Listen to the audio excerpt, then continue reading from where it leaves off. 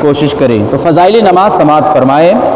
اہل ایمان کے لیے سب سے اہم ترین فریضہ نماز یعنی فریضہ پنجگانہ نماز ہے، یعنی 5 نمازیں جو ہیں فرض ہیں، یہ دین اسلام کا دوسرا رکن ہے، اور اسلامی عبادات میں سب سے اہم اور افضل عبادت جو ہے وہ ہے نماز، اور اللہ تبارک و تعالیٰ کو بہت پسند ہے۔ نماز ایک ایسی عبادت ہے جو اللہ کو بےحد پسند ہے، اسی لیے اللہ تعالیٰ نمازیوں کو اپنی خاص رحمتوں اور نعمتوں سے مالا مال کر دیتا ہے، بلکہ نماز وہ خزانہ ہے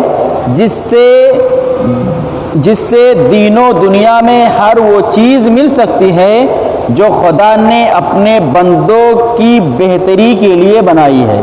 سنیں، نماز ایسا خزانہ ہے، نماز وہ خزانہ ہے کہ اسے ہر چیز مل سکتی ہے جو اللہ نے اپنے بندوں کے لیے بنائی ہے۔ یہی وجہ ہے کہ قرآن و حدیث میں اس کی بہت فضیلتیں بیان ہوئی ہیں۔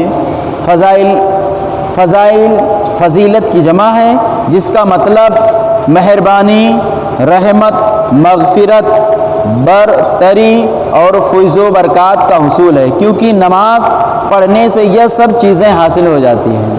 اس لیے کہ نماز کے فضائل بے شمار ہیں، جو انشاءاللہ اکثر نو ہم بیان کرنے کی کوشش کرنے جا رہے ہیں۔ بغور سماعت فرمائیں۔ انسان یہ چاہتا ہے کہ اس کی آخرت بہتر ہو۔ ہم لوگ یہی چاہتے ہیں نا کہ ہماری آخرت بہتر ہو،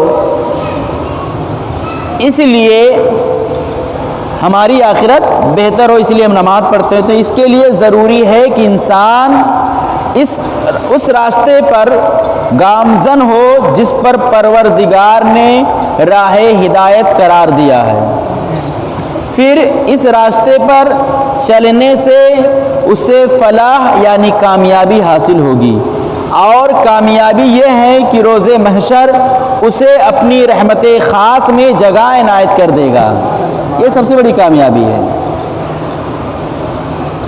اور اسے جنت الفردوس میں اعلیٰ مقام عطا کر دے گا۔ لہٰذا یہ تمام مراحل حصول آخرت کے زمرے میں شامل ہیں، اور یہ نماز ہی سے حاصل ہوتے ہیں۔ اس مرحلے کی تفصیل آپ لوگ سماعت فرمائیں۔ نماز پڑھنے والوں کے لیے فلاح ہے، فلاح کا مطلب کامیابی ہے، اور کامیابی خواہ دنیوی ہو یا اخروی ہو، چاہے دنیا میں ہو یا آخرت میں ہو، اس کے لیے فلاح کا لفظ استعمال ہوتا ہے، لیکن قرآن میں فلاح کا لفظ زیادہ تر ان لوگوں کے لیے استعمال ہوا ہے جو آخرت میں کامیابی پائیں گے۔ سنیں، فلاح کا لفظ قرآن میں ان لوگوں کے لیے استعمال ہوا ہے جو آخرت میں کامیابی پائیں گے، اور قرآن کریم میں متعدد مقامات پر جہاں یہ لفظ آیا ہے جن کے لیے آخرت میں فلاح ہے، ان کی کچھ خصوصیات بھی بیان ہوئی ہیں۔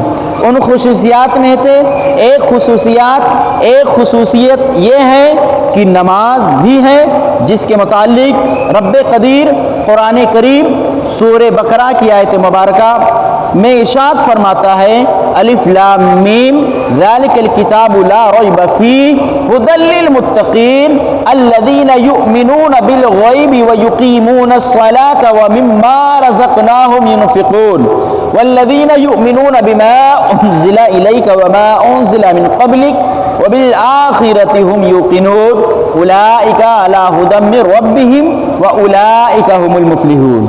یہ وہ کتاب ہے، اس میں شک نہیں، ہدایت ہے متقیوں کے لیے، پرہیزگاروں کے لیے جو بن دیکھے ایمان لائے اور نماز کو قائم رکھتے ہیں، اور اس مال میں سے جو ہم نے ان کو دیا خرچ کرتے ہیں، اور وہ کی ایمان لائے ان پر جو اے محبوب تمہاری طرف اتارا، اور جو تم سے پہلے اترا اور آخرت پر یقین رکھیں، یہی لوگ اپنے پروردگار کی طرف سے ہدایت پر ہیں اور یہی فلاح پانے والے ہیں، یعنی یہی لوگ کامیاب ہیں۔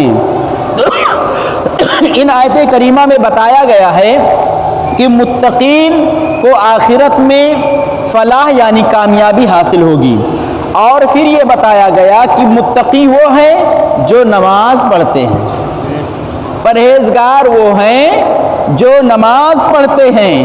تو اس سے معلوم ہوا کہ نماز ہی فلاح کا راستہ ہے۔ فلاح کا لغوی معنی یہ ہے کہ چیز، فلاح کا یہ لوگ معنی چیر نہ کھولنا، قطع کرنا، مگر اصلاح میں کامیابی کو فلاح کہتے ہیں۔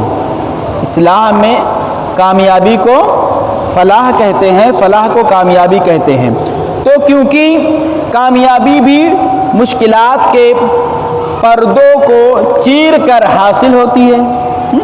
کامیابی اگر کوئی ڈائریکٹ تھوڑی کا مالدار ہو جاتا ہے۔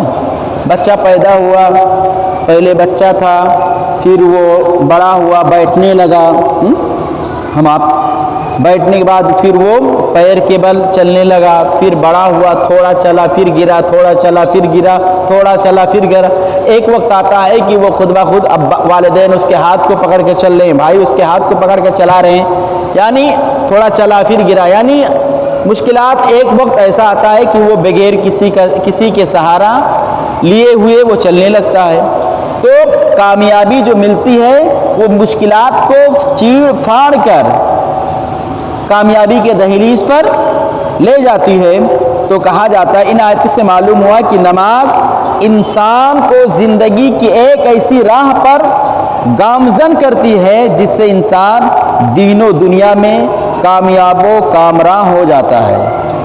تو نماز ہدایت کی علامت ہے۔ ہدایت کا مطلب ہے سیدھا راہ پر چلنا، جو اللہ نے اپنے بندوں کے لیے مقرر کیا ہے۔ قرآن پاک میں یہ لفظ مختلف مقامات پر استعمال ہوا ہے، جس سے مراد وہ فطری راستہ ہے جسے اللہ تعالیٰ نے بقائے حیات کے لیے ضروری قرار دیا ہے۔ اللہ تعالیٰ نے عقل و دانش، آیات آفاقیہ، پیغمبران، حق اور صفت سماوی کے ذریعے انسان کو ہدایت عطا کی ہے، اور یہ ہدایت دین اسلام کی صورت میں ہمارے سامنے ہے۔ جو شخص اس پر عمل پیرا ہو گیا وہی ہدایت یافتہ کہلائے گا۔ قرآن میں ان تمام عقائد، اعمال اور معلومات کا تفصیلاً ذکر کیا گیا ہے جن پر عمل پیرا ہونا ہدایت کی نشانی ہے۔ یہی انہی اعمال میں ایک عبادت کا عمل نماز ہے، جس کے متعلق فرمایا گیا نماز پڑھنے والے ہدایت پانے والے میں سے ہیں۔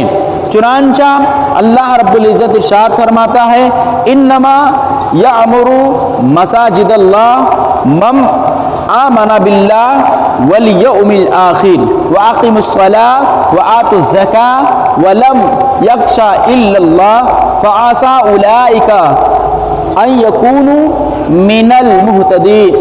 یعنی اللہ تعالیٰ کی مسجدوں کو تو بس وہی آباد کرتے ہیں جو اللہ اور قیامت کے دن پر ایمان لایا اور اس نے نماز کو قائم رکھا اور زکوٰۃ دیا، سوائے اللہ کے کسی سے نہ ڈرا، تو امید ہے ایسے لوگ ہدایت پانے والوں میں سے ہیں۔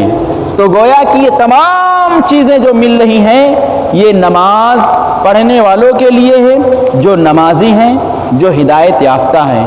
تو ہمیں اور آپ کو چاہیے کہ ہم نماز پڑھیں، ہر کام کو چھوڑیں، سب سے پہلے اللہ کی بارگاہ میں سر کو جھکائیں، رب کو راضی کریں۔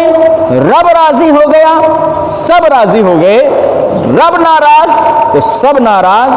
دنیا میں دیکھنے میں ہم تو بلند مقام ہمیں مل رہا ہے، ہماری واہ واہی ہو رہی ہے، مگر یہ وقتی طور پر ہے۔ آنکھیں بند ہوئی، خود کا بیٹا جو اپنے باپ کی شان میں گستاخی لفظ تو نہیں برداشت کر سکتا، وہی بچہ تمام لوگوں سے کہے گا بھائی جلدی کرو، جا کر دیکھو قبر تیار ہے یا نہیں، یہاں تک کہ قبر کے حوالے کر دیتا ہے۔ اور یہ بچے جو آج ہم پال پوس کر اپنے بچوں کو بڑا کیا، پیشاب کیے، ہم نے اس کو اپنے بدن پر لیا، پیشاب کی جگہ پر سویا، مگر آج کا نوجوان اپنے باپ کو قبر میں اتارنے کے لیے اترتا ہی نہیں ہے، بلکہ سوچے گا کوئی دوسرا چلا جائے، دوسرا اتر جائے۔ تو جب آج نماز سے ہم دور رہیں گے تو بتائیے قبر میں روشنی کیسے آئے گی؟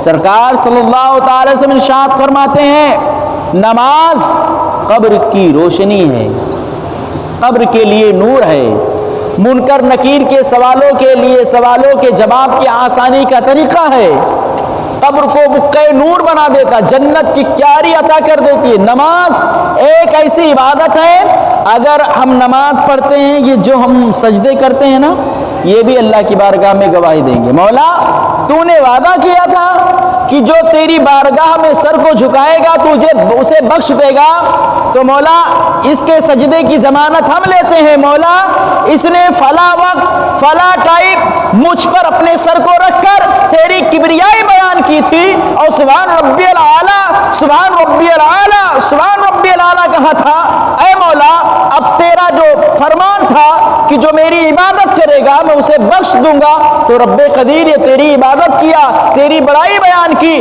تمام محبت کو ترک کیا، لہٰذا اے مولا میں اس کے لیے سفارش بنتی ہوں، میں اس کے لیے سفارش کر رہی ہوں، اے مولا اس کے سجدے کے بدلے میں اس کو جنت عطا فرما دی۔ تو یہ زمینیں بھی تمہاری سجدے کی گواہی دیں گی، بخشش کی ضمانت کے لیے کھڑے ہو جائیں گے۔ تو آج ہم کس گھمنڈ میں ہیں؟ تو لہٰذا ہمیں اور آپ کو چاہیے کہ ہم عبادت کریں جب بھی ٹائم ملے، بالخصوص ماں اور بہنیں۔ عورتیں جو بیٹھ کر سیریل دیکھتی رہتی ہیں نا، قبر میں اتنی مار پڑے گی نا کہ سب سیریل غائب ہو جائیں گے۔ آج نماز ہوتی ہے، گالی گلوچ